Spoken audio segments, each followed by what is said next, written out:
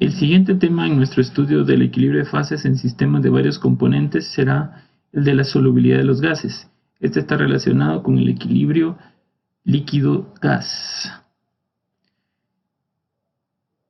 En términos prácticos, vamos a plantearnos la siguiente pregunta que tiene que ver con este tema. ¿Por qué no podemos respirar bajo el agua?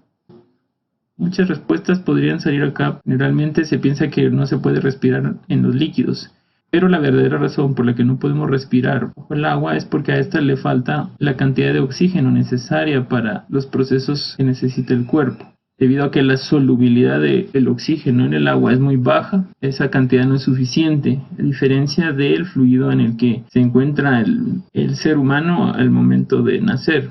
En ese fluido hay suficiente oxígeno para respirar. Esta es una de las aplicaciones más comunes de la solubilidad de los gases. El equilibrio líquido-gas se plantea en un sistema donde uno de los componentes toma el papel del soluto en la fase líquida, pero al mismo tiempo ese componente está en mayor proporción en la fase gaseosa, casi como que fuera un solvente gaseoso. Entonces, ¿qué ocurre? Que el potencial químico en la fase líquida tiene que estar dado por un modelo diluido, ya que la cantidad presente en la fase líquida es tan pequeña que su comportamiento es descrito adecuadamente con un modelo de este tipo, que sería un convenio tipo 2. Luego, en la fase gaseosa podemos utilizar el potencial químico como normalmente lo utilizamos en una mezcla de gases ideales corregida por el coeficiente de fugacidad. Si combinamos estas dos definiciones, llegamos a esta igualdad en la que podemos acomodar los términos de esta forma, trasladando hacia el lado izquierdo los dos estados de referencia, el estado ficticio del modelo diluido y el estado de gas ideal de la sustancia en fase gaseosa. Luego del lado derecho dejamos los dos logaritmos que se pueden operar de tal manera que obtenemos la siguiente ecuación. Recordando que la resta de los logaritmos es igual al logaritmo de la división. Podemos llegar a este término y esto sería un equivalente a una diferencia de energía de Gibbs al momento de pasar del gas a la solución diluida. Recomendando de nuevo esto, llegamos a esta expresión donde aparece este exponencial que al multiplicarse por la presión estándar que se encuentra de este lado, llegamos a la expresión de la constante de Henry, en honor a William Henry, quien determinó una regla para estimar la solubilidad de los gases en los líquidos. Esta constante va a tener dimensionales de presión según el valor que utilicemos en la presión estándar y va a tener relación con los estados de referencia. Este valor normalmente va a ser muy grande debido a que el estado de referencia del estado ficticio, recordemos que es un límite que tiende a un valor elevado. Si sustituimos eso en la ecuación, podemos llegar al modelo de Henry para el equilibrio líquido-vapor.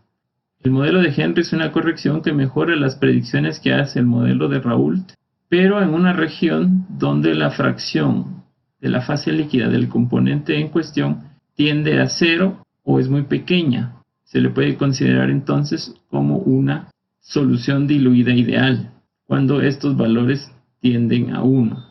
¿Qué pasa si comparamos el modelo de Raoult con el modelo de Henry? Tendríamos que en el caso del modelo de Raoult, el lugar que ocupa la constante de Henry lo tenía la presión de saturación del componente. El coeficiente de actividad era de convenio 1, o sea, para una solución no diluida, a diferencia de esto. Pero la fase gaseosa vemos que es exactamente igual. Simplemente el nombre que le vamos a dar a un caso es vapor, para las sustancias que tienen cierta volatilidad, y gas para las que son difíciles de condensar. Si hacemos una versión idealizada de estos dos modelos, llegamos a lo que conocemos como modelo de Raoult, sin corregir, y el modelo de Henry ideal.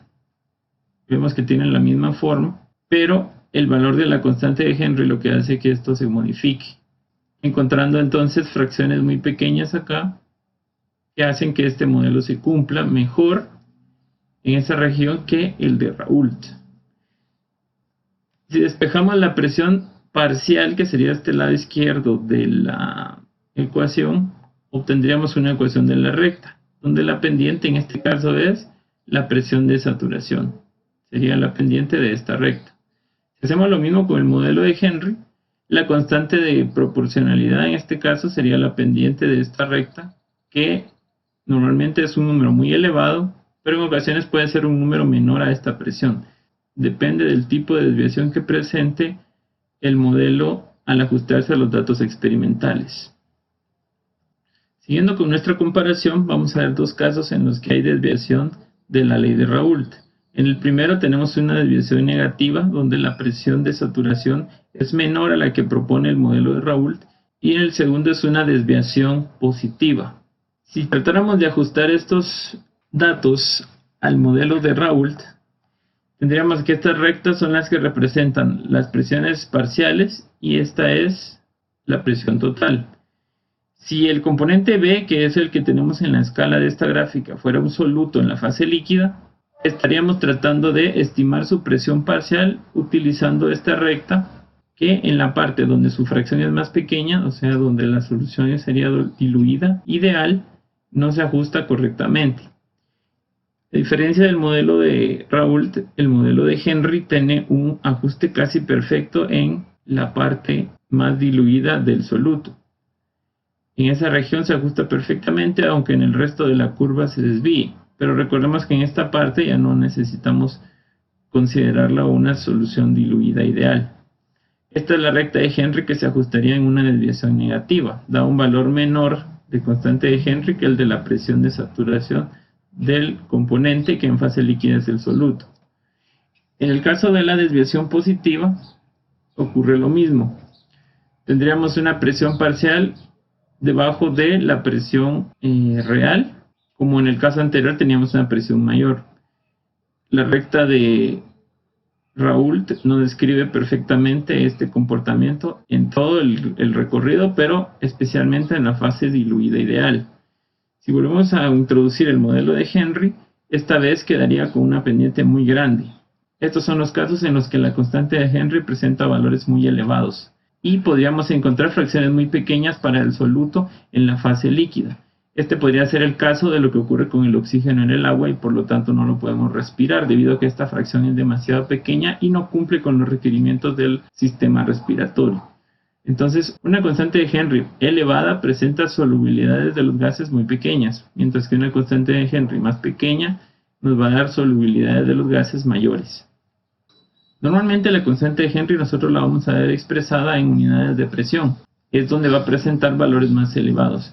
Sin embargo, las fracciones en una solución diluida ideal son muy pequeñas y por consiguiente se tienden a utilizar escalas como la escala molar, donde esta variable no presenta valores tan pequeños como la fracción, pero es necesario modificar la constante. Y la escala molar, donde se utiliza el volumen como base de cálculo, a diferencia de la molaridad donde se utiliza la masa del solvente. Para hacer ese cambio de escala necesitamos, en el caso de la escala molar, el peso molecular del solvente. Al multiplicarlo por esto con las dimensionales correctas, obtenemos una constante que se puede relacionar con la molaridad. Y en el caso de la escala molar, tendríamos que utilizar una relación entre peso molecular y densidad para ajustar esos valores. En ambos casos estamos haciendo ciertos supuestos que se pueden comprobar fácilmente, ya que se considera que es una solución diluida ideal. Veamos ahora un ejemplo. Una lata de agua mineral gasificada es sellada a una presión de 230 kilopascales.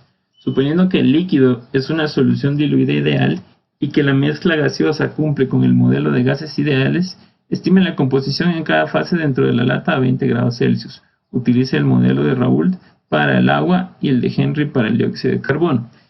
Este ejemplo es muy fácil de plantear. Solo tenemos que considerar que la lata de agua mineral es un sistema cerrado en el que hay una fase líquida que ocupa la mayor cantidad del volumen del sistema y hay una fase gaseosa que ocupa muy poco espacio.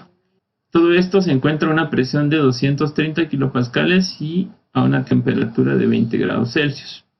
En el caso del agua vamos a utilizar el potencial químico con un modelo de mezcla líquida. Para la fase gaseosa, a pesar de que el agua presenta características de vapor, le vamos a llamar gaseosa a esa fase. En el caso del dióxido de carbono, por su baja solubilidad, vamos a utilizar un modelo diluido en la fase líquida y un modelo de gases en la fase donde él está en mayor cantidad, que sería la fase gaseosa. Si sustituimos las definiciones y acomodamos todo según las suposiciones que nos pide que hagamos el problema, podríamos llegar a estas dos ecuaciones. En el caso del agua, tendríamos un modelo de Raoult idealizado, donde la fracción del agua en el líquido por su presión de saturación, que vamos a encontrar de forma ideal también, va a ser igual a la fracción en el vapor por la presión total. Esta presión total van a ser los 230 kilopascales. En el caso de el CO2, como estamos usando un modelo diluido, vamos a utilizar la constante de Henry del CO2 en el agua. Recordemos que estas constantes son particulares para cada combinación de soluto y solvente.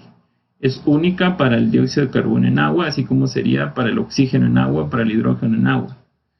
Esos datos son específicos. En el caso de la fase gaseosa, pues tendríamos una mezcla de gases ideales, lo que nos quedaría entonces, al igual que en el caso del agua, una presión parcial. Utilizando el modelo de Clapeyron podemos encontrar la presión de saturación del agua a 20 grados Celsius, que vemos que tiene un valor relativamente pequeño, y la constante de Henry tiene un valor relativamente muy grande. Este sería el valor específico a 20 grados Celsius. Las constantes de Henry varían con la temperatura. Con esto podemos plantear un sistema de ecuaciones como el que haríamos en un problema de equilibrio líquido-vapor utilizando el modelo de Raoult, con la única diferencia que en el caso del CO2 estamos introduciendo la constante de Henry en lugar de la presión de saturación.